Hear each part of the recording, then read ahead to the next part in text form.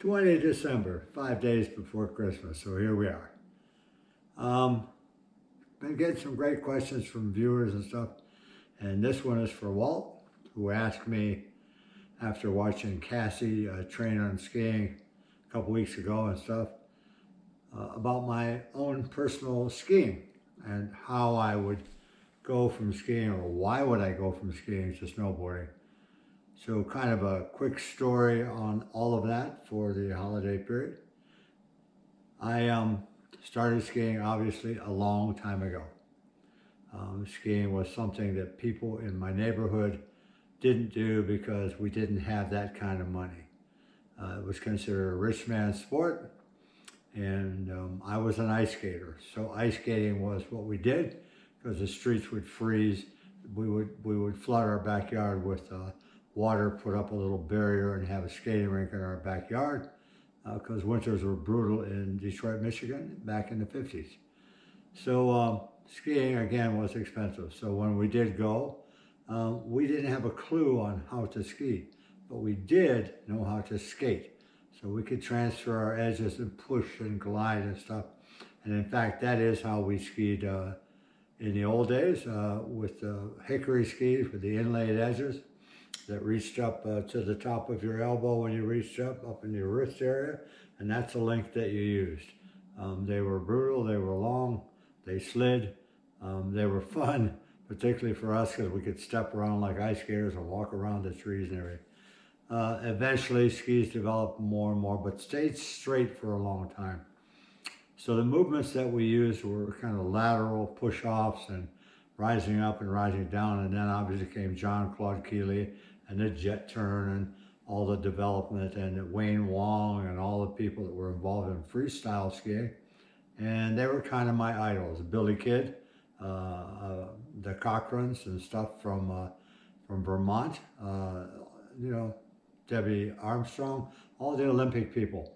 So I thought, wow, that is so cool. So I got into skiing. Skiing was fun.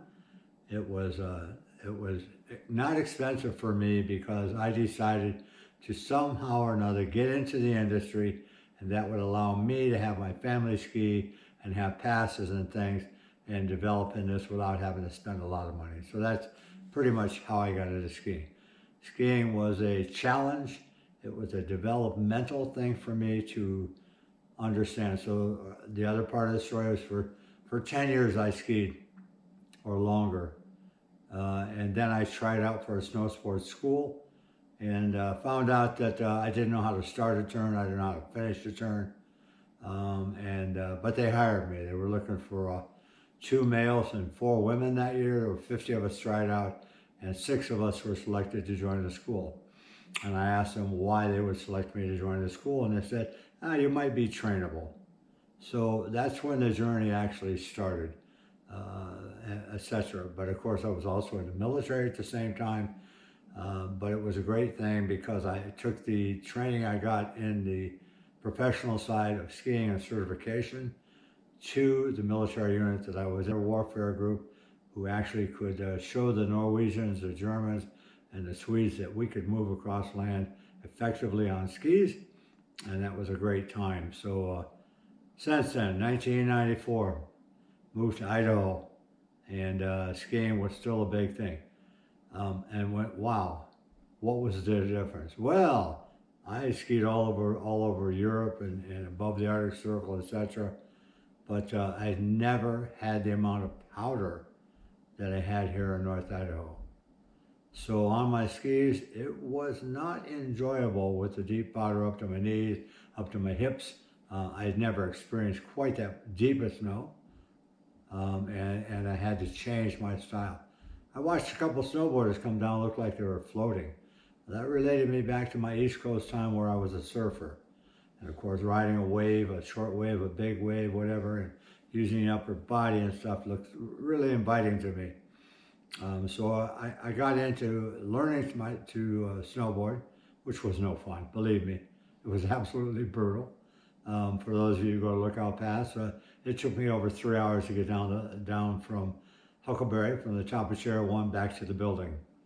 In 3 hours. I was beat to a pulp. My tailbone was fried. My wrists were sore. I had no more tears left to cry. I absolutely hated the snowboard. Never wanted to see one again. Could not understand how something with no brain could outsmart me all the way down the mountain, which is something that I'm sure a lot of you go through.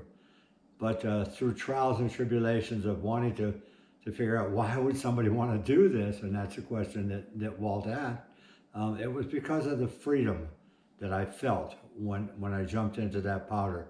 It was because of the lightness of the gear in comparison. It was because things cost less money at that time to buy a whole set of boards. As you know, today skis, boots, and bindings can run you $2,500. A board setup you could probably get started for, $500 or $600, less than a third of the price. But really the whole thing is about the freedom that I get to feel, the lightness. Skiing, my thighs will still sting and burn because I'm using a lot of leg muscle there. Snowboarding allows you to be effective and ineffective and have a lot of fun. Skiing is very technical and requires you to be precise and work hard. But people today in general don't spend a lifetime as they used to trying to develop their skiing skills, nor do they spend a lot of time trying to develop their snowboarding skills. It's about having fun. So fun is the reason that I went into snowboarding. Fun is the reason that I still go into snowboarding. The lightness, the inexpensive. And the other reason is because, hey, Ted and I try to do this channel and help all of you out there learn to snowboard without the pain and all the time that we took to do it, which we are still taking to do. We never consider ourselves finished learning. And that's the great part about being involved in winter sports. Winter comes every year. If you live through every year, God bless you and thank you for that time. And enjoy it. Do something that makes you feel happy, fun, and light. And that's the reason that I snowboard today over skiing. Although I did go up a couple times on my skis this season, and I am looking at developing better skiing habits because of the change in technology. Another thing to think about is that snowboarding has given skiers a great opportunity because of the way the boards and skis are being designed now in side cut, etc. So whatever you choose to do, whether it be skiing or snowboarding, get out there and shred. That's all I can say. Have a happy holiday.